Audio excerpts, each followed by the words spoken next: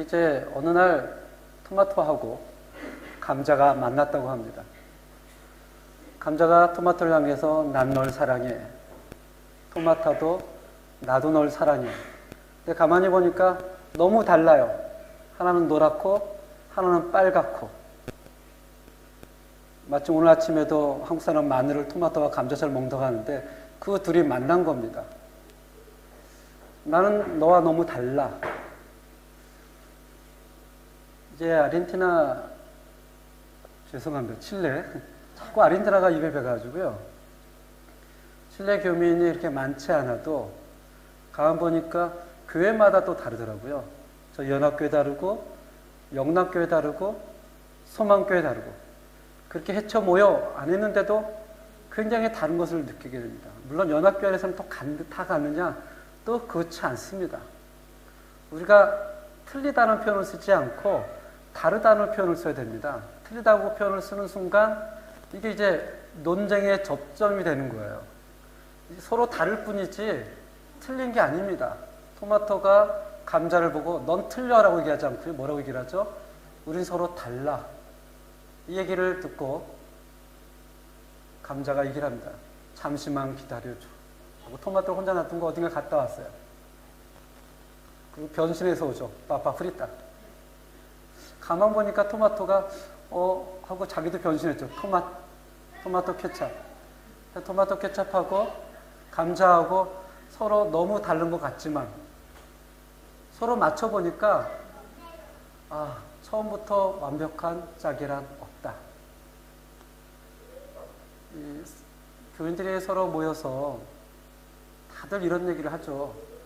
내 맘 같지 않아. 내 맘 같지 않습니다. 그게 정상이에요. 어떻게 내 맘 같습니까? 내 형제도 내 맘 같지 않고요. 내가 난 자식도 내 맘 같지 않은데 교회 와서 내 맘 같지 않다라고 얘기하지 말고 그냥 좀 다르구나 하고 좀 맞춰주셔야 돼요. 내일이 저희 이제 결혼 23주년인데 살 만큼 살았나요? 감사합니다. 저희는 이제 박수보다는 이제 돈 이런 걸 좋아하죠.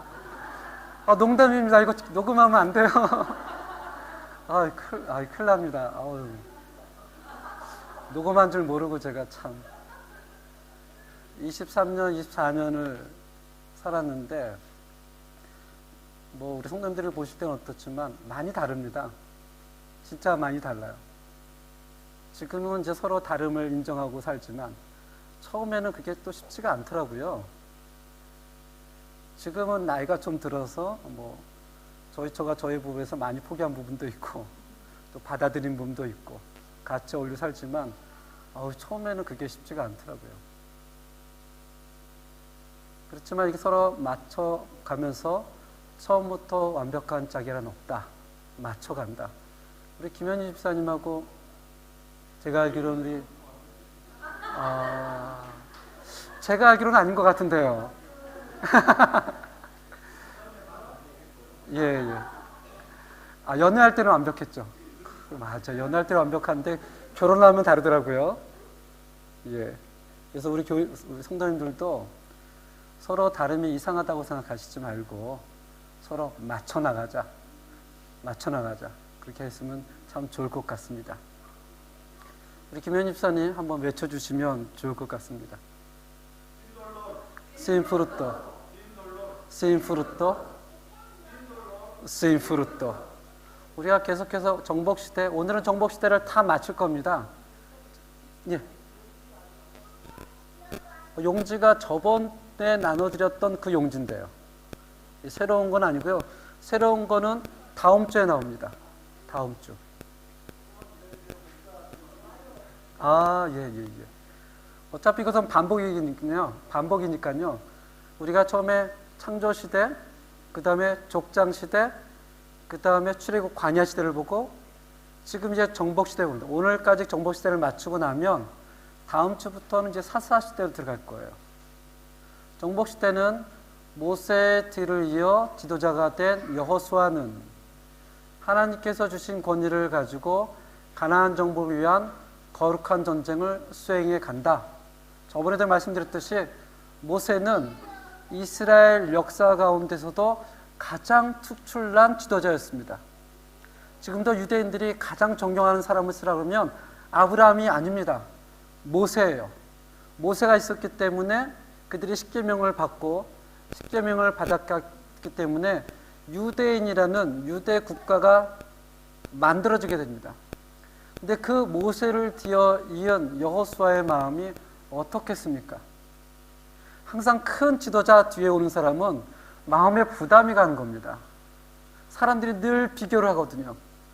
뭐 그렇게 비교를 하겠죠. 모세는 안 그랬는데, 모세는 그랬는데. 커다란 그 그늘 밑에서 여호수아는 굉장히 두려움을 느끼죠.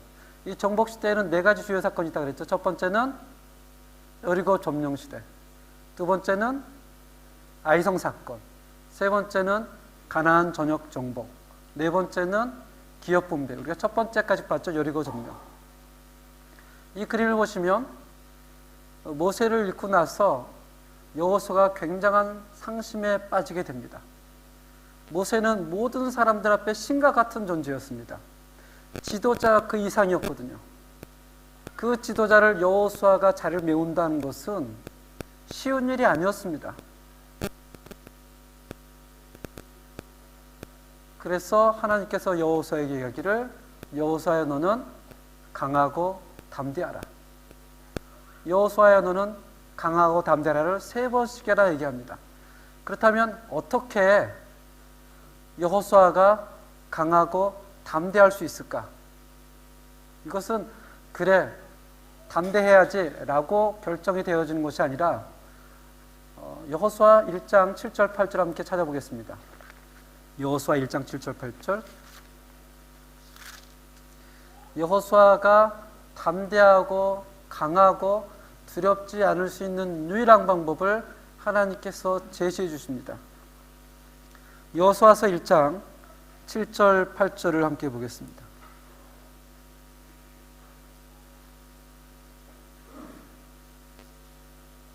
여호수아서 1장 7절 8절을 보시면 함께 읽겠습니다. 시작. 오직 강하고 극히 담대하여 나의 종 모세가 내게 명령한 그 율법을 다 지켜 행하고 우르나 자루나 치우치지 말라. 그리하면 어디로 가든지 형통하리니 이 율법책을 내 입에서 떠나지 말게 하며 주야로 그것을 묵상하여 그 안에 기록된 대로 다 지켜 행하라. 그리하면 내 길이 평탄하게 될 것이며 내가 형통하리라. 아멘. 여호수아가 강하고 담대할 수 있는 유일한 방법은 모세가 그랬던 것처럼 하나님의 말씀을 주야로 어떻게 해요? 묵상하며 그것을 떠나지 않고 그 말씀을 신뢰하고 사는 겁니다. 즉 하나님을 신뢰하고 사는 방법 이외에는 그가 담대하고 강한 방법은 없다는 것입니다. 없다는 거예요. 여호수아는 그의 이름의 뜻이 여호와는 구원이다. 그래서 호수에, 호세, 케수스, 여호수아, 요셉, 예수님, 호세야 다 같은 뜻입니다. 다 같은 뜻이에요. 여호와는 구원이시다. 이 여호수아에게는 2가지 큰 걱정이 있었습니다. 첫째는 요단강을 어떻게 건너갈까? 두 번째는 건너가면 여리고를 어떻게 점령할까?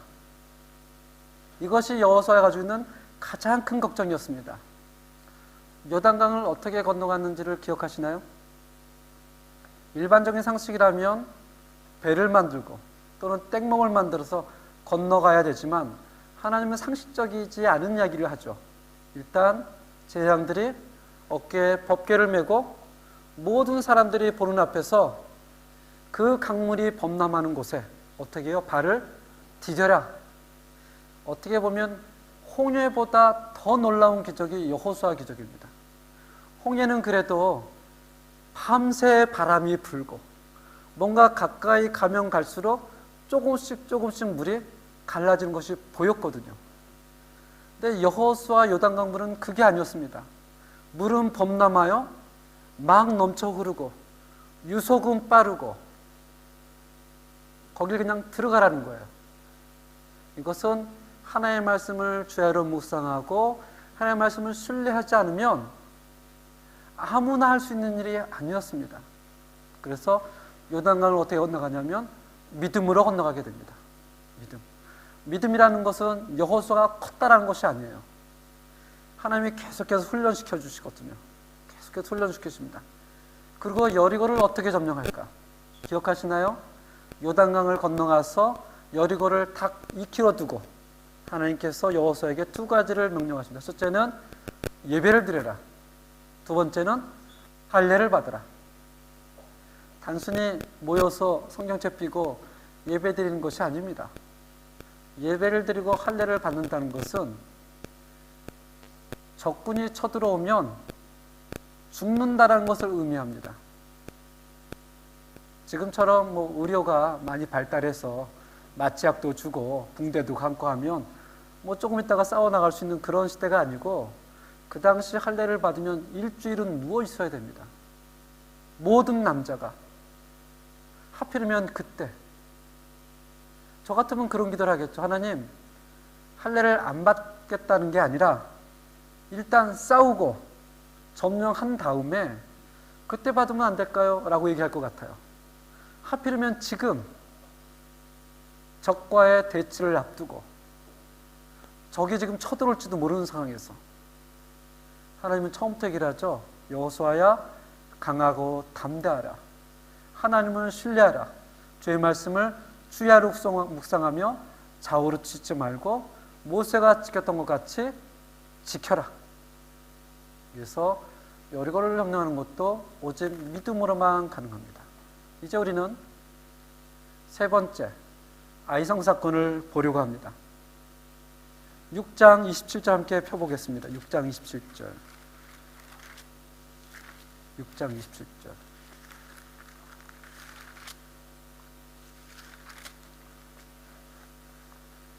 (6장 27절) 누가 한번 읽어보시겠나요? 여호수아 6장 27절. 27절입니다.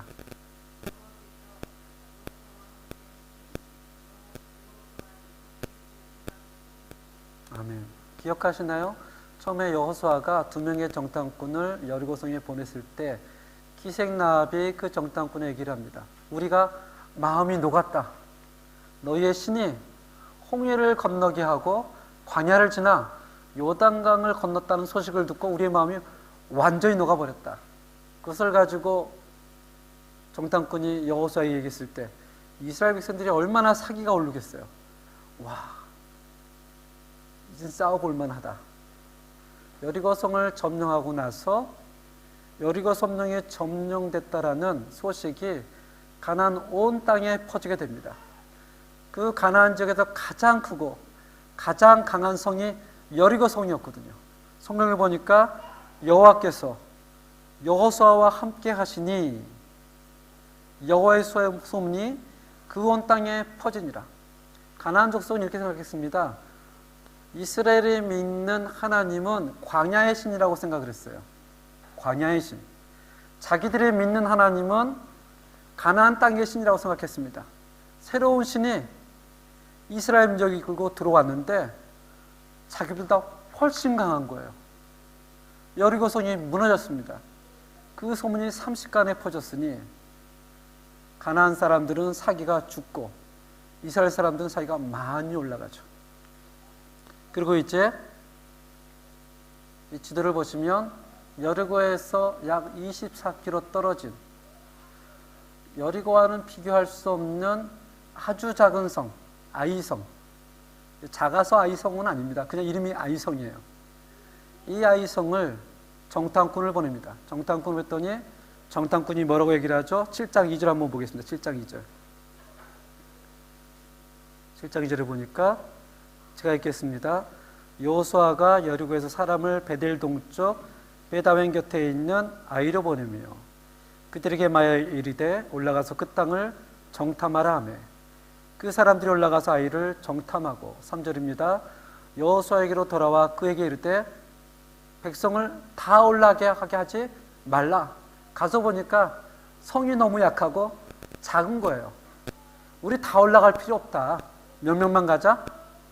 2-3천 명만 올라가자. 그 정도면 sufficiente. 그 정도 하면 충분히 그들을 점령할 수 있습니다. 왜냐하면 그들은 소수이니 모든 백성을 그리로 보내어 수고롭게 하지 마소서 하므로. 이미 사기가 오를 대로 올랐던 이스라엘 백성은 이젠 아이선 정도는 대적할 적군으로 보이지 않았습니다.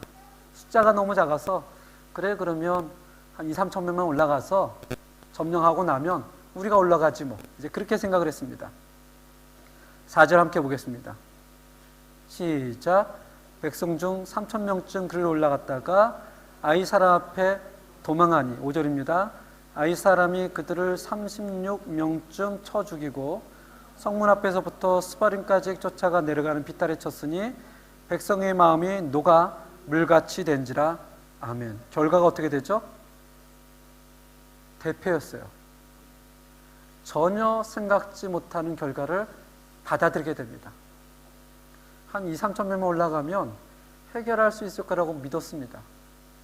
근데 웬걸 갔더니 36명이 죽고 나머지는 패배하고 전부 다 쫓겨나게 됩니다. 로스, 전쟁에 패배하게 됩니다. 5절 마지막 절에 보니까 백성의 마음이 어떻게 됐다고요? 녹아서 물같이 된지라. 그 전까지는 얼마나 사기가 넘쳐 흘렀겠어요. 요단강도 건넜다, 여리고도 점령했다, 이제 아이성은 조그마니 다 올라갈 필요 없다, 3천 명만 올라가라 마음을 놓고 있었는데 패배했습니다. 마음이 와르르 무너졌어요. 이때 나오는 기도가 그런 거죠. 하나님 왜 우리에게 이런 고난을 허락하십니까? 그러지 않겠어요? 승승장구할 줄 알았는데. 6절에 보니까 여호수아가 어떻게 표현합니까? 이스라엘 백성들은 주로 자기의 슬픔과 괴로움을 동일하게 표현합니다. 옷을 찢고 머리에 어떻게 해요? 티끌을 날리면서. 6절의 마지막에 보니까 언제까지 그러고 있었다고요? 하루 종일 그러고 있었다는 거예요. 하루 종일. 하루 종일 울면서 옷을 찢고 머리에 티끌을 날면서 7절에 이렇게 얘기합니다. 이르되 하나님 슬프도소이다. 주 여호와여 어찌하여 이 백성을 인도하여 요단을 건너게 하시고 우리를 아모리 사람의 손에 넘겨 멸망시키려 하셨나이까? 우리가 요단 서쪽을 만족하게 여겨 거주했다면 좋았을 뻔하였나이다. 주여, 이스라엘이 그의 원수들 앞에서 돌아섰으니 내가 무슨 말을 하오리까? 모세가 리더로 있었을 때에도 매번 백성들이 모세를 존경하고 따르지는 않았습니다. 그렇게 위대했던 모세도 조금만 잘못하면 늘 백성들이 주장하죠. 왜 우리를 광야로 끌고 나왔느냐? 너 때문에 우리가 굶어 죽게 되었다. 하물며 모세를 뒤은 이 여호수아는 이제 리더십이 세워져 가는 단계에 있었거든요. 갑자기 한꺼번에 리더십이 무너져 버린 겁니다. 그러니 사람이 하나님 앞에 엎드려 옵니다. 하나님, 우리를 왜 이렇게 슬프게 하십니까? 왜 우리를 고난 가운데 있습니까? 내가 사람들에게 무슨 말을 하겠습니까? 왜 이스라엘 백성이 아이성 앞에서 패배했을까? 여러 가지가 있겠지만 가장 근본적인 이유는 아간의 범죄입니다. 가장 근본적인 이유, 아간의 범죄. 우리 6장 18절 함께 보겠습니다. 6장 18절. 6장 18절에 보면 여리고성을 쳐들어갈 때 하나님 이렇게 얘기를 합니다. 너희는 온전히 바치고 그 바친 것 중에서 어떤 것이든지 취하여 너희가 이스라엘 진영을 바친 것이 되게 하여 고통을 당하게 되지 아니하도록 오직 너희는 그 바친 물건에 무엇하지 말라? 손대지 말라. 이게 하나님의 명령이었거든요. 너희는 들어가면 아무것도 손대지 말라. 이 모든 것은 다 내 것이라. 근데 그림에 보니까 누군가 숨기고 있죠. 누군가 숨기고 있습니다. 이 사람은 아간입니다. 아마도 물건을 숨기면서 이렇게 생각할지 몰라요. 아무도 모를 것이다. 제가 요새 저희 처하고 연인이란 드라마를 봅니다. 보시나요, 다? 혹시 제가 드라마 본다고 시험에 빠지거나 그러진 않으시죠? 그 드라마에 보니까 북쪽에서 이제 오랑캐가 쳐들어왔을 때 그 여자 주인공이 피난을 떠날 때 막 고무신 같은 거를 어떻게 해요? 다 땅속에 묻습니다. 그 당시에는 은행이라는 것이나 창고가 없으니까 다 누구든지 땅에 묻습니다. 왜 묻냐면 다 끝나고 돌아오면 어떻게 해요? 그걸 다시 파서 자기 이제 일어날 수 있는 자금을 삼는데, 이 여인이 돌아오고 나서 보니까 어떻게 돼요? 안 보셨어요? 저만 세속적인 목사가 돼가지고 참 보셨다고 맞장구를 쳐줘야 제가 덜 민망한데, 예, 진짜 아무도 안 보셨어요? 예, 감사합니다. 이렇게 파니까 아무것도 없는 거예요. 그래서 실망을 하죠. 이 야간이 아마 그런 것이었던 것 같습니다. 하나님이 아무것도 건들지 말라 했는데 아무도 모르게 그것을 해서 땅에 묻죠. 그리고 언젠가 안정되어지면 그것을 파서 자기의 재물로 팔려고 합니다. 7장 1절입니다. 7장 1절. 아이성과의 싸움이 시작하기 전에, 심지어는 정탐꾼을 보내기 이전에 하나님이 이렇게 말씀하셨는데, 7장 1절에 보니까 이스라엘 자손들이 온전히 바친 물건을 말미암아 범죄하였으니 이는 누구요? 유다 지파 세라의 증손 삽디의 손자 갈미의 아들 아가니. 온전히 바친 물건을 가졌습니다. 여호와께서 이스라엘 자손들에게 진노하시니. 여기서 이제 우리가 질문이 생깁니다. 아니, 잘못은 아간이 했는데 왜 그 고통은 모든 공동체가 져야 하는가입니다. 오늘날의 시각으로 보면 너무나 좀 그렇지 않습니까? 아니, 잘못은 제가 했는데 왜 고통은 다 져야 돼? 이게 사실은 오늘날의 이제 개인주의, 이기주의가 우리에게 너무나 들어와서 그렇지, 그 당시로 들어가면 한 개인의 문제가 공동체에 연관된 것은 너무나 자연스러운 것이었습니다. 너무나 자연스러운 거예요. 지금 우리나라도 핵가족이 되어서 뭐 부부만 살기도 하고 그러지만 옛날엔 대가족이었거든요. 그래서 우리 가족에 누군가 문제가 생기면 다 공동적인 책임인 거예요. 네 일은 네가 알아서 해. 이런 개념이 옛날에는 없었습니다. 이 하나님께서 개인으로 부르시지 않고 항상 공동체로 부르세요. 공동체로. 이스라엘 백성들은 몰랐지만 이 야간의 범죄를 누가 보시고 계셨어요? 하나님이 보시고 계셨습니다. 그래서 아이성을 이길 수가 없었던 것입니다. 이제 하나님이 이스라엘 백성에게 명령하십니다. 14절 함께 보겠습니다. 14절. 14절에 13절부터 보겠습니다. 13절. 오직 이 범죄는 누구와 누구만 알아요? 하나님과 아간만 아는 거예요. 아무도 모릅니다. 아무도. 그 모르는 가운데 13절에 하나님이 이렇게 얘기를 하죠. 너는 일어나서 백성을 어떻게 하라고요? 거룩하게 하라. 이르기를 너희는 내일을 위하여 스스로 거룩하게 하라. 이스라엘 하나님 여호와의 말씀에 이스라엘아 너희 가운데 온전히 바친 물건이 있나니 너희가 그 온전히 바친 물건을 너희 가운데서 제하기까지는 내 원수들 앞에 능히 맞서지 못하리라. 하나님께서 제비 뽑기를 하기 하루 전에 이스라엘 백성들에게 너희는 옷을 빨고 거룩히 여기라. 거룩히. 하루의 시간을 줍니다. 이 하루의 시간을 주었을 때 아간은 어떤 생각을 했을까요? 여러분이라면 어떤 생각을 하셨을 것 같아요? 아간이라면. 지금 아무도 몰라요. 자기 아버지도 모르고 형제들도 모르고 자기만 알고 있어요. 근데 하나님이 그렇다고 아간 너라고 얘기하지 않습니다. 너희는 거룩히 여겨라. 옷을 빨고 내일을 위해서 스스로 거룩히 여겨라. 하루에 충분한 시간을 주십니다. 하나님이 처음부터 아간을 치려고 했으면 그냥 잡으면 됩니다. 그렇죠?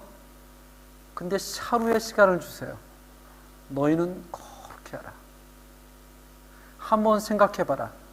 안타깝게도 아간은 하나님이 주신 이 하루의 시간을 그냥 소비해버립니다. 두려워서 안 나왔는지 아니면 혹시 설마 내가 걸릴까 해서 안 나온지는 잘 모르겠습니다.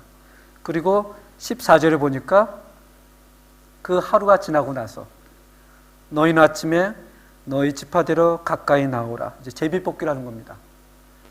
제비뽑기를 4번을 해요. 4번. 첫 번째 제비뽑기를 하니까 12지파 가운데 누가 뽑힙니까? 유다지파. 그리고 두 번째 제비뽑기를 합니다. 유다지파는 다 나와라. 족속은 다 나와라. 하고 유다지파에서 제비를 뽑으니까 17절에 세라 족속이 나옵니다.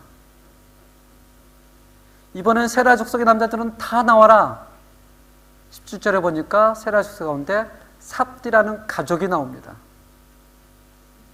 삽디라는 가족이 다 나와서 제비를 뽑으니까 최종적으로 누가 뽑혀요? 아간이 뽑힙니다. 요새는 선생님들이 학생에게 맞는 시대를 맞이했지만 1970년대, 80년대, 저는 이제 70년대는 초등학교, 국민학교였고요. 80년대 이제 중학교, 고등학교 한국에서 다녔습니다. 그때가 이제 박정희 정권하고 전두환 정권 그런 시대였거든요. 전체 사회적인 전체적인 분위기가 이 군사 정권이었기 때문에 이 선생님들에게 구타는 늘 일상 있는 일이었습니다. 한 명만 잘못해도 다 맞는 거예요. 한 명만 잘못해도. 누가 그 가운데 선생님 왜 때려요? 라는 것은 있을 수가 없었습니다. 아마 저 이전의 시대는 더더욱 그러지 않았을까라는 생각이 들어요. 그렇죠. 여기 또 우리 장로님도 그러셨죠? 그런 시대에 사셨죠? 아니면 좋은 시대에 사셨나요? 근데 이제 매를 맞다 보면 그때는 단체로 무조건 맞는 거예요. 저쪽에 서서 한 명 맞고 한 명 맞고 하면 그 기다리는 게 너무나 고통스러워요. 마음속으로 막 차라리 먼저 맞을 걸 막 이런 생각이 듭니다. 아간의 마음이 그러지 않았을까 생각이 들어요. 분명히 죄를 짓고 자기만 아는데 하나님께서 선뜻 네가 죄인이야 라고 얘기하지 않습니다. 하루의 시간을 줘요. 수많은 갈등이 왔다 갔다 했을 것 같아요. 그리고 이제 차례차례 제비를 뽑는데 유다 족속이 뽑히고 세라 족속이 나오고 삽디의 족속의 가족이 나오고 마지막으로 누가 뽑혀요? 아간이. 하나님께서 처음부터 아간을 치려고 할 마음이 없었습니다. 충분히 기회를 주고 싶었어요. 기회를. 기생나합은 이방인이었지만 그가 하나님 앞에 엎드려 기도할 때 하나님이 어떻게 해요? 그를 받아들이신 것뿐만이 아니라 마태복음 1장 5절에 보면 장차 오실 예수 그리스도의 왕의 족보에 당당하게 올라가 있습니다. 당당하게. 하물며 이스라엘 족속인 아간을 하나님이 처음부터 치려했다면 이런 절차를 안 밟죠. 처음부터 아간이 문제다라고 뽑아보면 될 거를 하나님 인내를 가지시고 기회를 줍니다. 하루의 기회를 주세요. 너희는 하루 동안 거룩히 있어라. 내일은 제비를 뽑을 것이다. 그런데도 아간이 나서지가 않습니다. 제비를 뽑는데 유다가 뽑혀요. 세라 족속이 뽑혀요. 삽디가 뽑혀요. 자기가 뽑힐 때까지 아간은 나서지 않습니다. 분명히 은혜의 때가 있으면 심판의 때가 있습니다. 지금은 은혜의 때예요. 복음의 때지만 주님이 오시는 그날이 되면 이제는 심판의 때가 되거든요. 하나님 지금도 기다리시는 거예요. 마치 아간을 기다리시죠. 근데 그 기회를 스스로 놓쳐버리는 것입니다. 안타까운 인물이죠. 고린도후서 6장 11절 2절에 보면 이렇게 우리가 하나님과 함께 일하는 자로서 너희를 권하노니 하나님의 은혜를 헛되이 받지 말라.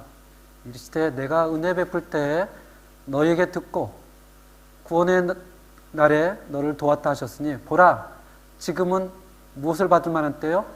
은혜를 받을 만한 때요. 보라, 지금은 구원의 날이로다. 여러분과 제가 은혜의 날과 구원의 날에 사신다는 것에 굉장히 감사를 드려야 됩니다. 두 번째, 이제 가장 근본적인 것은 아간의 범죄였지만 두 번째 조그만 문제도 있었습니다. 여호수아가 하나님 앞에 기도하는 장면이 나오질 않아요. 요단강을 건너갈 때는 하나님이 어떻게 건너가야 됩니까? 라고 고민했던 그 여호수아가, 여리고를 점령할 때는 어떻게 하냐고 하나님께 물었던 여호수아가, 아이성을 점령할 때는 사람의 말에 귀를 기릅니다. 어떤 말이요? 그 성은 적으니 다 올라갈 필요가 없다. 몇 명만? 3,000명만 올라가자. 그래서 사실 섰다 생각했을 때가 가장 위험한 때로 갑니다. 아간의 문제도 있었지만 여호수아도 언제나 늘 하나님 앞에 온전히 서 있었던 사람은 아니었습니다. 하나님께 기도하지 않고 사람들의 말에 귀를 기울였던 여호수아. 그 이후에 하나님께서 죄를 해결한 후에 이제 아간을 아갈 골짜기에 그 온 가족을 돌로 치죠. 이 장면을 보고 하나님이 너무 잔인하다라고 생각할지 모르겠지만 사실 하나님은 충분히 기회를 줬습니다. 충분히. 그 기회를 거부한 것은 아간이었지 하나님이 아니었어요. 죄를 해결한 후 하나님께서 전쟁하는 방법을 이번엔 알려줍니다. 일부는 어디가 있고 일부는 복병하고 일부는 기다리고 자세한 방법 가운데 아이성을 점령하게 됩니다. 함께 읽겠습니다. 시작. 여호와께서 여호수아에게 이르시되 두려워 말라, 놀라지 말라. 군사를 다 거느리고 일어나 아이로 올라가라. 보라, 내가 아이 왕과 그의 백성과 그의 성읍과 그의 땅을 다 내 손에 넘겨주었으니 너는 여리고와 그 왕에게 행한 것 같이 아이와 그 왕에게 행하되 오직 거기서 탈취한 물건과 가축은 스스로 가지라. 너는 아이성 뒤에 복병을 들지니라 하시니 아멘. 이것을 두고 여호수아는 큰 교훈을 받았을 것이라고 생각이 듭니다. 이것이 이제 오늘날 아이성이 있는 그 때레노, 터라고 얘기하잖아요. 터, 그 터입니다. 가나안 전역 정복. 함께 여호수아 10장 42절을 읽겠습니다. 시작. 이스라엘 하나님 여호와께서 이스라엘을 위하여 싸우셨으므로 여호수아가 이 모든 왕들과 그들의 땅을 단번에 빼앗으니라. 중요한 것은 이스라엘이 싸웠다는 것이 아닙니다. 가나안 사람들이 보기에도 이렇게 생각이 들었어요. 여호와라는 신이 그들과 함께 하더이다. 그들의 눈에도. 또 성경이 얘기합니다. 이스라엘이 싸운 게 아니라 누가 싸웠다고요? 하나님이 싸우셨다. 그렇다고 이스라엘 백성이 뒷짐지고 있었다는 게 아니에요. 하나님의 방법대로 하나님의 시간에 싸우셨다는 것입니다. 이 가나안 정복이 아이성을 점령한 후에 남쪽으로 진군하고 그 다음에 북쪽으로 진군하여 약 7년 동안 가나안 정복을 하게 됩니다. 이 7년 정복 이 기간은 뭐 그렇게 크게 염두에 두시지 않아도 돼요. 큰 우리가 줄거리를 보기 때문에 7년 동안 정복을 하고 이제 가장 중요한 기업 분배를 하게 됩니다. 기업 분배하는데 몇 년 걸린 줄 아세요? 약 9년에서 10년이 걸립니다. 정복은 7년 하는데 기업 분배가 9년에서 10년. 여호수아서 14장 2절에 보니까 여호와께서 모세에게 명하신 대로 그들의 기업을 뭐해요? 제비 뽑아. 제비를 뽑는다고 해도 그 땅에 가면 무주공산이 아니에요. 아무도 없는 게 아니라 가서 싸워야 됐습니다. 그렇게 싸우는, 가나안을 전체적으로 정복하는 데는 7년 걸리지만 이제는 제비를 뽑아서 당신은 달가로, 당신은 꼬자액계로, 당신은 싼 때로 가시오 하면 가서 싸우는 겁니다. 그렇게 싸우는데 몇 년요? 9년에서 10년.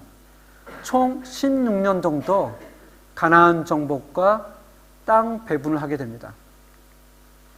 이제 여러분의 이렇게 뒤편에 보면 동편 땅에는 2지파 반, 요단 서편에는 9지파 반이 있습니다. 동편 땅에는 므낫세 반지파, 갓지파, 루벤 지파 있습니다. 뭐 이거 사실 외울 필요는 없습니다. 그냥 그런 게 있구나라고 보시면 됩니다. 동편에는 므낫세 반지파, 왜 반지파냐면 므낫세가 한 지파였는데 반으로 이렇게 갈라지는 거예요. 므낫세 반지파가 북쪽에 잡고 갓지파가 중간에 있고 맨 마지막이 루벤 지파가. 이제 이것은 조금 약간 나중에 설명이 할 때가 있으면 하겠지만 지금은 이렇게만 알겠습니다. 그다음 요단 서편, 요단강을 중점으로 해서 이 서편에 있는 데는 9지파 반입니다. 그래서 단지파는 위, 아래 이렇게 있고요. 납달리 지파, 아셀 지파, 스불론 지파, 이사갈 지파, 므낫세 지파, 에브라임 지파, 베냐민 지파, 유다 지파, 시므온 지파. 이렇게 땅을 제빌법과 같지만 실제로는 모든 땅이 점령되지는 않습니다. 모든 땅이. 이것은 제빌법을 얘기를 하지 모든 땅을 점령한 것이 아니다. 그러니까 전체적으로는 점령이 됐지만 모든 땅의 다 지파가 점령한 것은 아니다.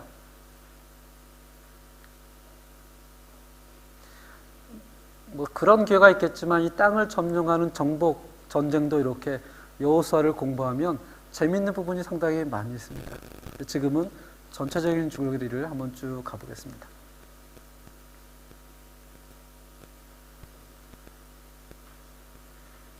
이 정보는 인터넷 치면 또 다 나오긴 합니다.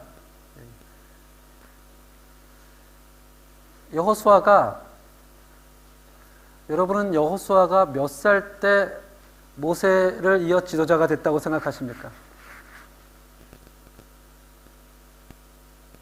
몇 살이라고 생각이 드세요? 여호수아 하면 그림 속에 젊은 장군, 모세는 하얀 백발 이렇게 들죠? 모세가 하나님으로부터 부르심을 받을 때가 80세였습니다. 여호수아는 110세에 죽습니다. 그가 가나안 정복을 하는 데는 17년이 걸렸습니다. 몇 살 때 부르심을 받았을까요? 93세. 그러니까 우리는 여호수아를 젊은 장군이라고 생각하겠지만 늙은 장군입니다. 젊은 장군이 아니에요. 다 늙어서 모세보다도 더 늙어서 부르심을 받아요. 17년 동안 가나안을 정복하고 다 분배한 다음에 이제 여호수아가 마지막 말을 남기는 굉장히 중요한 순간에 왔습니다. 그러면서 이렇게 얘기를 하죠. 여호수아 24장 14절 한번 찾아보겠습니다. 이때가 여호수아가 110세입니다. 24장 14절 15절을 보시면 여호수아가 세겜에 이스라엘 백성의 모든 백성을 놓아놓고 이렇게 얘기를 합니다. 24장 14절 15절. 자, 읽겠습니다. 그러므로 이제는 여호와를 경외하며 온전함과 진실함으로 그를 어떻게 해요? 섬기라. 너의 조상들이 강 저쪽과 애굽에서 섬기던 신들을 어떻게 해요? 치워버리고 누구만 섬겨라? 여호와만 섬기라. 여호수아는 알았습니다. 우리들의 정체성, 우리들의 오리히에는 강 저쪽에서 다른 신들을 섬기던 사람이었었다.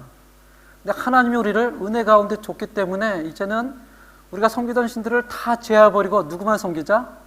하나님만 섬기자. 만일 여호와를 섬기는 것이 너희에게 좋지 않게 보이거든 너희 조상들이 강 저쪽에서 섬기던 신들이든지 또는 너희가 거주하는 땅에 있는 아모리 족속의 신들이든지 너희가 섬길 자를 오늘 어떻게 해요?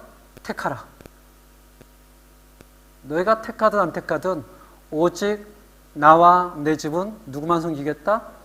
여호와만 섬기겠다. 이것이 이제 여호수아의 마지막 말이었습니다. 그는 여호와를 섬긴다는 것이 뭔 줄 알았어요. 여호와를 동행하는 것이 무엇인 줄 알았습니다. 그래서 그의 마지막 유언은 오직 누구만 섬기자. 여러분, 여호와만 섬깁시다. 우리는 강저 쪽에서 우상을 섬기던 그런 보잘것없는 사람들이었습니다. 하나님의 은혜로 우리가 하나님을 섬기는데, 여러분이 만약에 오늘 선택하지 않으면 그래도 나는 누구만 섬기겠다? 그래도 나는 여호와를 섬기겠습니다. 이것이 여호수아의 마지막 말이에요. 이제 이 그림이죠. 여호수아의 마지막 말. 누구만 섬기자? 여호와만 섬기자. 근데 안타깝게도 여호수아 책이 어떻게 마무리된가가 너무나 슬프게 마무리되어집니다.